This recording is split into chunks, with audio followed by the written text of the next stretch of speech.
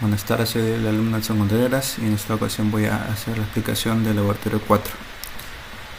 Se parte como laboratorios anteriores con el reconocimiento de la planta, ¿no? Con un solo polo, ningún cero, se obtiene la función de transferencia de primer orden. ¿No? Aquí podemos ver que la estimación de esta función de transferencia es con una similitud del 91.9%. ¿no? Y aquí podemos ver que la estimación adopta pequeños cambios de la velocidad del motor con pequeños cambios de voltaje, ¿no? Sin embargo, en la realidad el motor no se mueve mientras no se supere un umbral de voltaje, ¿no? Eso también fue el problema del laboratorio anterior, cuando solamente queríamos aplicar una estrategia de control en P nada más, ¿no? Entonces, con la función de transferencia ya estimada, obtenemos las matrices de estado, espacio-estado, ¿no? Y vamos a considerar para este caso un integrador aquí, ¿no? Porque la planta no tiene integrador. Entonces vamos a hacer las matrices aumentadas de A y B, y con los requerimientos del laboratorio de 0.1% es lo que yo estoy considerando, pero el problema me pide menor a 15%. Y un tiempo de establecimiento de 0.3 segundos, solo para el control de velocidad, ¿no? Para asegurar que la posición sí llegue a su posición, bueno, a la seteada en menos de 1.4 segundos, ¿no? Con las fórmulas obtenemos lo que sería la matriz de raíces deseadas, y como vamos a hacer todo el programa en el Arduino, hay que discretizar, ¿no? Discretizamos las matrices A, B y P, ¿no? de las raíces deseadas, y obtenemos con el comando ACKER las ganancias, ¿no? KI y K1, que tendríamos que distribuirla aquí, ¿no? En el diagrama. Queda así para el Simulink. Para el control externo ya es necesario reducir todo esto, ¿no? Y nosotros estamos considerando para este caso trabajarlo todo en continuo, ¿no? Entonces, para poder obtener todo la función de transferencia en continuo, hay que calcular nuevas ganancias, ¿no?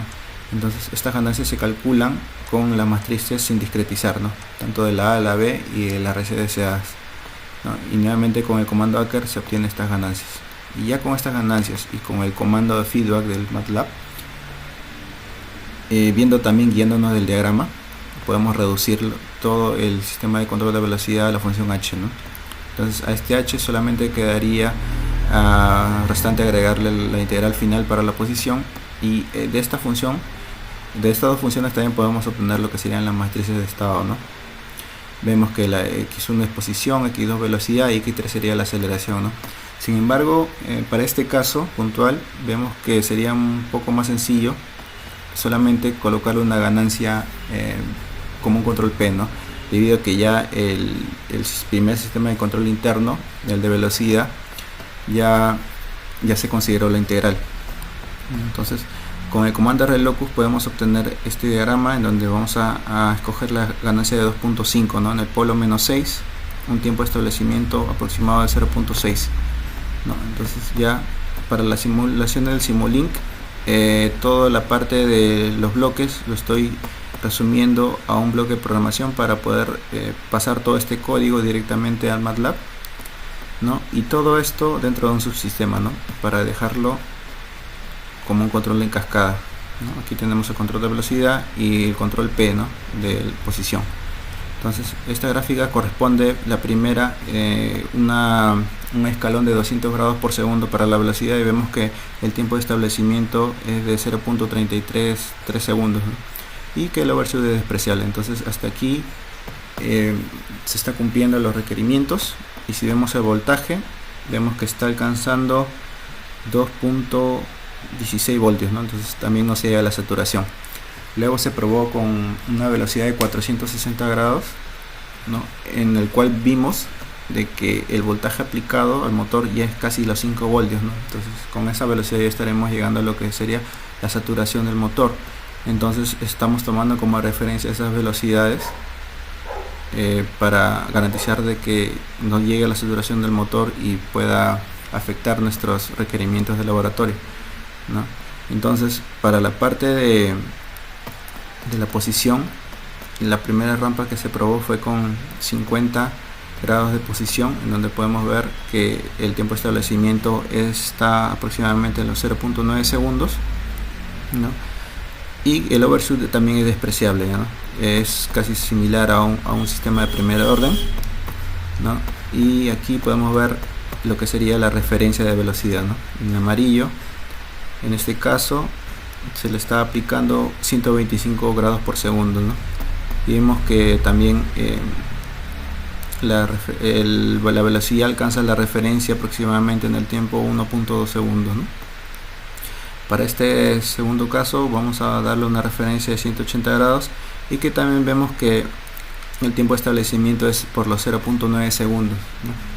Y el overshoot también es despreciable. En ambos casos vemos que el tiempo es de 0.9, pero en los cálculos, en la selección de la ganancia, vimos que teóricamente tendría que resultarnos 0.6. Esto es debido a que, nuevamente analizando el diagrama del lugar geométrico de las raíces, encontré de que había otro polo con la misma ganancia, ¿no? En el punto menos 14 aproximadamente, y que por esto es que está afectando también el tiempo de establecimiento. Sin embargo, con esto estamos dentro de los requerimientos todavía. Bueno, igualmente aquí vemos la velocidad sigue a la referencia. Para este caso estamos llegando a 450 grados, ¿no? Con 180 grados de posición. Entonces ya estamos llegando a la saturación. Todavía no, pero ya estamos casi próximos a la saturación. Y si vemos aquí el voltaje, estamos casi a los 5 voltios, ¿no? 4.7 voltios. Entonces para este último experimento le puse 360 grados y aquí ya vemos que hay un overshoot ya muy pronunciado y que el tiempo de establecimiento ya se sobrepasó los 0.9, ¿no? Y hasta casi a los 1.5 segundos se llega al establecimiento. Esto es debido a que ya se llegó a la saturación, ¿no? Como podemos ver aquí también en el gráfico de voltaje, vemos que en un lapso de 0.6 segundos aproximadamente hay la gráfica de voltaje se mantiene en 5 voltios, ¿no? Y es esta tendencia lineal la que se denota ahí, ¿no? Y si por ejemplo comparamos este decaimiento de la señal con la anterior, vemos que esta no es tan pronunciada. Sin embargo, esta sí es más pronunciada, ¿no? Y es por eso que esa caída es la que hace que la posición se sobrepase, ¿no? a la referencia, ¿no? Bueno, hasta esta parte sería toda la parte teórica. En la parte de la programación se crearon dos tareas, no tanto para la velocidad como para la posición. Las configuraciones son las mismas que laboratorios pasados, y para la parte del código, como les había explicado, se está pasando todo el código del control de velocidad, este algoritmo, a como estaba en el MATLAB, ¿no? En el bloque que habíamos hecho. Las limitaciones del caso 5 más menos 5 y el importante LSB como una variable global, ¿no? Ya que va a ser compartida en ambos controles. La posición le va a dar la referencia a la velocidad. Aquí calculamos la referencia de velocidad y este se la entrega a la otra función, ¿no? Importante también ver que para la parte de la velocidad estamos considerando 10 milisegundos y para la parte de la posición 20, ¿no? Entonces la primera rampa que le estoy dando es de 50.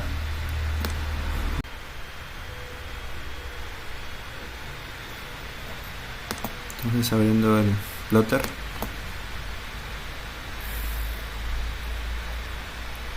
vemos que sí, efectivamente tenemos un buen tiempo de establecimiento y que la posición se ha alcanzado a los 50 o muy próximo a los 50. Entonces ya el error es casi despreciable aquí, está dentro de la tolerancia de 2%. Nuevamente podemos ver ahí cómo el motor se va moviendo, ¿no? Inclusive también si le ponemos carga,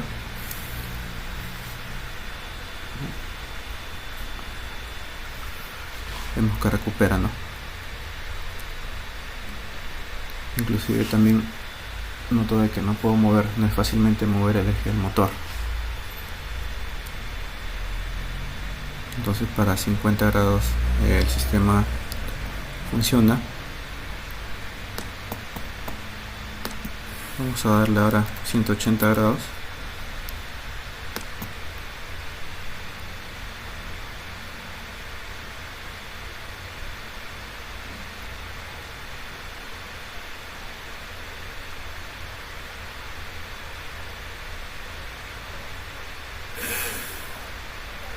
Ok, también vimos que el motor se desplazó 180 grados, ¿no? En el plotter. También podemos ver que tiene el mismo tiempo de establecimiento que el primer experimento, ¿no? Y que la posición se mantiene también en 180 grados, ¿no? ¿Qué pasa ahora si hacemos el experimento de los 360 grados que vimos en el Simulink?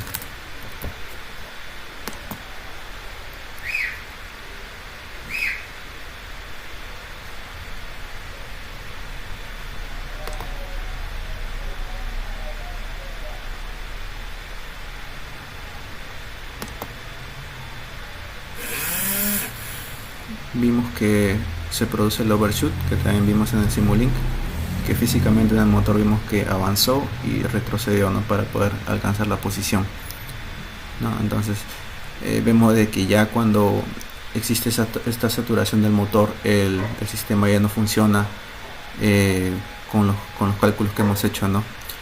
Inclusive si ponemos mucha más velocidad, mucha más posición, ya el efecto del overshoot es mucho mayor, ¿no? Entonces haciendo así movimientos con el kit, estamos llegando, he llegado a que la posición máxima para que el sistema se encuentra dentro de los requerimientos es a una posición de 340 grados, ¿no? Y esto considerando de que el motor sí llega a la saturación, pero el tiempo de establecimiento sí se llega a los 1.4 segundos y se obtiene un overshoot de 10%. Entonces con esto terminaríamos la explicación. Gracias.